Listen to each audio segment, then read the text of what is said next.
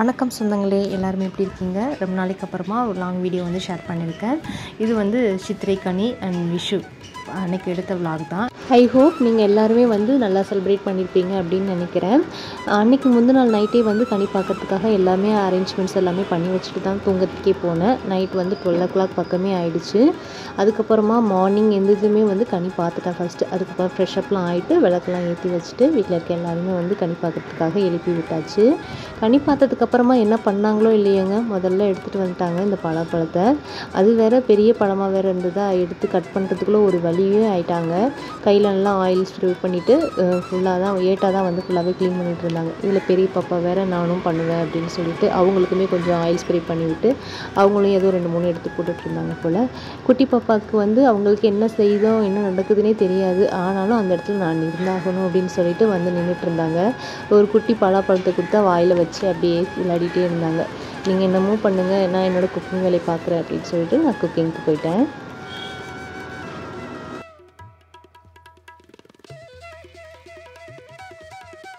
லஞ்சுக்கு சிம்பிளாக கேரளா சாம்பார் தான் செஞ்சுருந்தேன். ஹெல்ப்புக்கு யாரும் இல்லை அப்படிங்கிறதுனால வறுத்து அரைச்சிலாம் சிரமப்படலை. குழந்தை இருக்கிறனால சிம்பிளாக வந்து சாம்பார் தூள் வச்சு பண்ணிக்கலாமே அப்படின்னு சொல்லிட்டு பண்ணியிருந்தேன். ஆனால் வந்து இருக்கிற காய் எல்லாத்தையுமே வந்து சேர்த்துருந்தேன். என்ன காயின்னு பார்த்தீங்கன்னா முள்ளங்கி, கேரட்டு, உருளைக்கிழங்கு, சேப்பக்கிழங்கு, அதுக்கப்புறம் வந்து பலாப்பழத்தோட சீட்ஸு, அதுக்கப்புறம் வெண்டைக்காய் சேர்த்து பண்ணியிருந்தேன். இது வெண்டைக்காய் போடும்போது வந்து வலுவழுப்பு இருக்குமான்னு கேட்பீங்க. அதுக்கு வந்து முன்னாடி ஆயிலில் ஃப்ரை பண்ணிவிட்டு போட்டோன்னா இந்த வலுவழுப்பு தன்மைலாம் போயிடும்.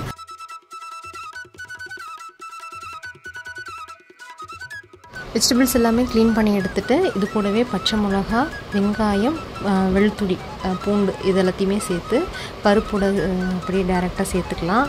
அது கூட ஒரு கட்டி பெருங்காயத்தூள் கொஞ்சமும் மஞ்சள் தூளும் சேர்த்து தேவையான அளவு தண்ணி விட்டு குக்கருக்கு விசில் விட்டுக்கலாம். ஒரு 3 விசில் நல்லா ஒரு விசில் வந்து நல்ல ஹை ஃப்ளேம்லேயும் அதுக்கப்புறம் 2 விசில் வந்து லோ ஃப்ளேம்லேயும் வச்சு எடுத்தோன்னா சூப்பராக பருப்பு வெந்து கிடச்சிடும்.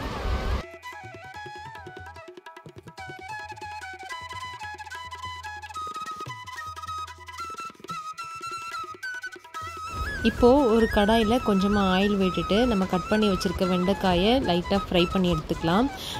ஆயிலில் ஃப்ரை பண்ணி எடுத்ததுக்கப்புறம் நம்ம சாம்பாரில் சேர்க்கும்போது அந்தளவுக்கு வழுவழுப்பு இருக்காது. நல்லா ஃப்ரை பண்ணிக்கலாம்.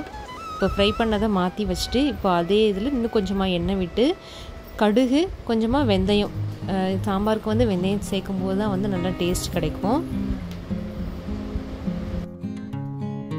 கடுகு நல்லா பொரிஞ்சதும் 2 காஞ்ச மிளகாய், அப்புறம் ஒரு லெமன் சைஸ் அளவுக்கு புளி வந்து நல்லா கரைச்சி வச்சுருக்கேன். அதையுமே வந்து இது கூட சேர்த்துட்டு இப்போது இதில் தான் வந்து தக்காளி கட் பண்ணி சேர்க்குறேன்.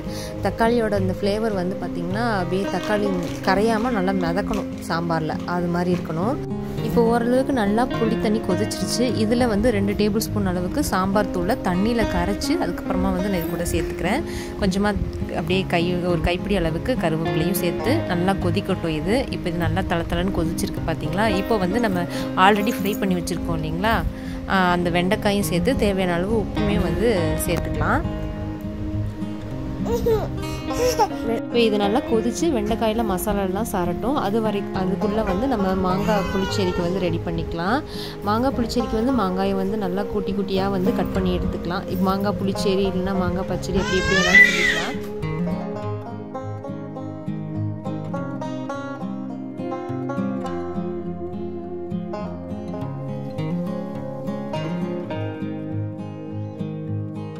இப்போ புளி மசாலா எல்லாமே சேர்ந்து எல்லாமே மசாலா வாசனை எல்லாம் மாறிடுச்சு. இப்போ வந்து இதை வந்து நம்ம பருப்போடு சேர்த்துக்கலாம். சேர்த்து ஒரு 2-3 கொதி வந்ததுமே மாற்றி வச்சிட்டோம் அப்படின்னா அவ்வளோதான், சாம்பார் ரெடி ஆகிடும்.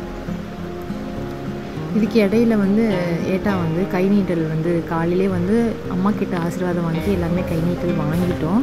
இவங்க மட்டும் பண்ணல, ஏன்னா நான் கையில் கேஷ் இல்லை, நான் ஏடிஎம்ல எடுத்துகிட்டு வந்துட்டு அப்புறமா பண்ணிக்கலாம் அப்படின்னு சொல்லிட்டாங்க. சரின்னு கடைக்கு போயிட்டு வரேன்னு போனாங்க. காசு கொடுத்துட்டு வந்தாங்கன்னு பார்த்தா ஆளுக்கு ஒரு கிஃப்ட்ஸ் வந்து வாங்கிட்டு வந்துட்டாங்க. பெரியவளுக்கு வந்து பேட்டும் பாலும், சின்னவளுக்கு வந்து பபிள்ஸ் விடுற மாதிரி ஒரு யூனிகார்ன் டாய்ஸ் ஒன்று வாங்கிட்டு வந்திருந்தாங்க. எனக்கு வந்து இந்த மாதிரி பாட்டிலில் வந்து லவ்னு போட்டு உள்ளே வந்து ஸ்டிக்கர்ஸ் போட்டு அதில் வந்து ஏதாவது எழுதி கொடுக்கலாம் நமக்கு பிடிச்சவங்களுக்கு, அந்த மாதிரி இருக்கிற மாதிரி இருந்தது. அதில் வந்து எதுவுமே எழுதி கொடுக்கல, சும்மாவே கொடுத்துட்டாரு. அம்மாவுக்கு வந்து இந்த மாதிரி கண்ணனும் ராதையும் இருக்கிற மாதிரி ஒரு ஸ்டாச்சு வாங்கி கொடுத்துருந்தாங்க. இதெல்லாமே வாங்கி முடிச்சுட்டு அதுக்கப்புறமா வந்து திரும்ப குக்கிங்க்கு வந்துட்டேன். மாங்காய் புளிச்சேரி செய்கிறதுக்கு மாங்காய் அது வந்து உள்ளே இருக்க சீட்ஸ் வந்து எடுத்து போடுறதுக்காக கொடுத்தாங்களாம்மா. நான் ஒரு வேளை உள்ளே போட்டு செய்ய சொல்கிறாங்கன்னு நினச்சிட்டு நான் அது சீடையுமே சேர்த்து போட்டுட்டேன். உள்ள மஞ்சத்தூள், கொஞ்சம் ஒரு பிஞ்ச் அளவுக்கு மிளகாய்த்தூள், ஒரு பச்சை மிளகாய், உப்பு போட்டு நல்லா வந்து இதை வேக வச்சுக்கலாம். ஒரு மிக்ஸி ஜாரில் ஒரு 3 சில்லு அளவுக்கு தேங்காயை கட் பண்ணி எடுத்திருக்கேன். அதில் 1 ஸ்பூன் அளவுக்கு கடுகு சேர்த்து அரைச்சிட்டு அதுக்குள்ளேயே பார்த்திங்கன்னா மாங்காய் சீக்கிரமாகவே வெந்துடும். அதிலே வந்து ஊற்றிடலாம். இப்போ ஊற்றிட்டு தாளிப்பு கொடுக்கறதுக்கு காஞ்ச மிளகாய், கருவேப்பிலை, கடுகு போட்டு தாளித்து கொட்டிக்கலாம். சைட் பை சைடாக ஒவ்வொரு வேலையெல்லாம் பண்ணிகிட்டு இருந்தேன். பப்படம் பொரித்து வச்சுட்டு சாம்பாரில் கொத்தமல்லி தூவிட்டு பாயசம் வைக்கிறதுக்கு ஜவ்வரிசி பாயசம் தான் ரெடி பண்ணிகிட்டு இருந்தேன். அதேமாதிரி ரெடி பண்ணிட்டு இருக்க கேப்பில் மோர் மட்டும் ஏட்டாவை வந்து கலந்து வைக்க சொன்னேன். கொஞ்சம் உப்பு போட்டு அவங்க தான் கலந்து வச்சாங்க. அதுக்கப்புறமா கொஞ்சம் கட்டி தயிருமே வச்சுருந்தோம். பாயசமுமே கையோடு ரெடி ஆகிடுச்சு. இது எல்லாமே ரெடி ஆனோடனே சாமியுமே வந்து கும்பிட்டுட்டோம்.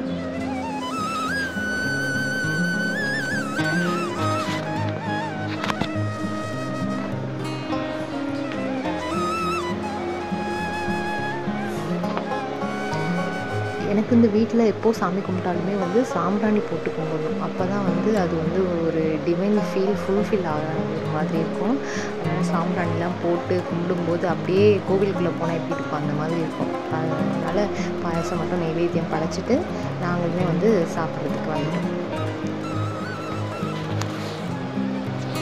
இன்றைக்கி லன்ச் மெனு பார்த்திங்கன்னா சாம்பார், நல்லா கேரளா ஸ்பெஷல் சாம்பார், அதுக்கப்புறம் வந்து மாம்பழ புளிச்சேரி, தயிர், மோர், பப்படம், பாயசம், அவ்வளோதான்.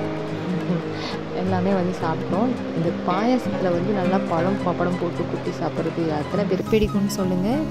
ஏட்டா லாஸ்ட்டு எல்லாருக்குமே வந்து ஊட்டி கொடுத்துட்ருந்தாங்க. அவ்வளோதான், இந்த வீடியோவோட எண்டுக்கு வந்துட்டோம். இந்த வீடியோ பிடிச்சிருந்தது அப்படின்னா லைக் பண்ணி சப்ஸ்கிரைப் பண்ணிக்கோங்க. உங்கள் ஃப்ரெண்ட்ஸ்களுக்கும் ஷேர் பண்ணி கொடுங்க. தேங்க்ஸ் ஃபார் வாட்சிங்.